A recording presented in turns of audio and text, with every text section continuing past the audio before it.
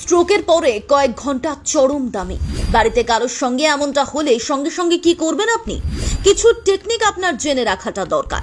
সিদ্ধান্ত নেওয়ার সামান্য ভুল বড় বিপদ ডাকতে পারে। হ্যাঁ, একটা ডিসিশনে কারোর জীবন বাঁচতে পারে, আবার কারোর জীবন শেষ হয়ে যেতে পারে। তাই চরম বিপদেও মাথা ঠান্ডা রেখে সিদ্ধান্ত নিতে হবে আপনাকে। ধরুন আপনি বাড়িতে একা, আর আপনার সামনে কারোর ব্রেন স্ট্রোক হয়ে গেল। আপনি সব থেকে প্রথমে কি করবেন? ব্রেন স্ট্রোকের পরের 4 ঘন্টা সব সময় সবচেয়ে দামি। এই সময়ের মধ্যে রোগীকে হাসপাতালে নিয়ে যেতে পারলে বাঁচানোর সম্ভাবনা বেশি থাকে। তাই বাড়িতে বা পরিবারের কারো স্ট্রোক হলে বিন্দুমাত্র সময় নষ্ট করা চলবে না। হয়তো দেখলেন দিব্যি সুস্থ মানুষ, আচমকাই তার হাত পা অবশ হয়ে যাচ্ছে, মাথা গড়িয়ে যাচ্ছে একদিকে, মুখ বেঁকে যাচ্ছে। এসব লক্ষণ দেখলেই কিন্তু আপনাকে তৎক্ষণাৎ সাবধান হয়ে যেতে হবে। আপনাকে বুঝে নিতে হবে। প্যানিক করে চিৎকার চেঁচামেচি করে লোক জড়ো করলে হবে না। দ্রুত রোগীকে হাসপাতালে নিয়ে যেতে হবে আপনাকে। তবে সবার আগে আপনাকে বুঝতে হবে ঠিক কি হয়েছে রোগীর। কোন লক্ষণ দেখলে বুঝবেন এটা ব্রেন স্ট্রোক? একদম সুস্থ মানুষ আচমকা শরীরের ব্যালেন্স হারিয়ে ফেলবেন, হাঁটতে গিয়ে পড়ে যাবেন, হাত পায়ের সার চলে যাবে, শরীরের কোনো একটা দিক হঠাৎ করে পক্ষাঘাতগ্রস্ত হতে পারে। ফেশিয়াল প্যারালাইসিস স্ট্রোকের পূর্ব লক্ষণ।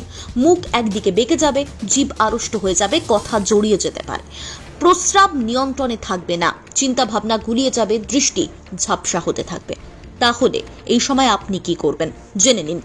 স্ট্রোক হওয়ার পর 4.5 ঘন্টা হলো গোল্ডেন আওয়ার, অর্থাৎ যে সময়ে হাসপাতালে পৌঁছলে রোগীর সুস্থ হয়ে ওঠার সম্ভাবনা সব থেকে বেশি। প্রথম, রোগীর জ্ঞান থাকলে তাকে একপাশ করে শুয়ে দিন। শরীরের যে অংশটা অবশ হয়ে গিয়েছে বুঝতে পারবেন, সেই অংশটা যেন উপরের দিকে থাকে। রোগীর মাথা একটি বা দুটি বালিশে রেখে উঁচু করে রাখতে হবে। যদি শরীরের একদিক পক্ষাঘাতগ্রস্ত হয়ে যায় তাহলে সেই দিকটা ধরে থাকতে হবে। স্ট্রোক হয়েছে বুঝলে ভুলেও রোগীকে কিছু খাওয়াতে যাবেন না, জলও না। হালকা জামা কাপড় পরান যাতে শ্বাস নিতে সমস্যা না হয়। রোগীর শ্বাস প্রশ্বাস এবং নাড়ির গতি পরীক্ষা করতে হবে। যদি নাড়ির গতি কমতে থাকে তাহলে সিপিআর দিতে হবে।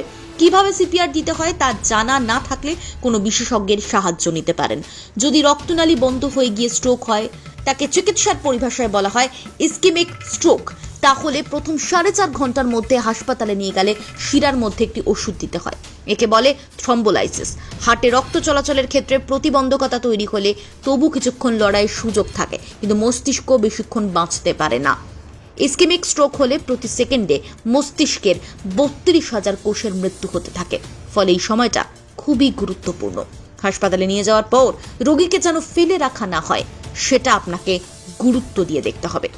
ব্যুরো রিপোর্ট, আজ বিকেল।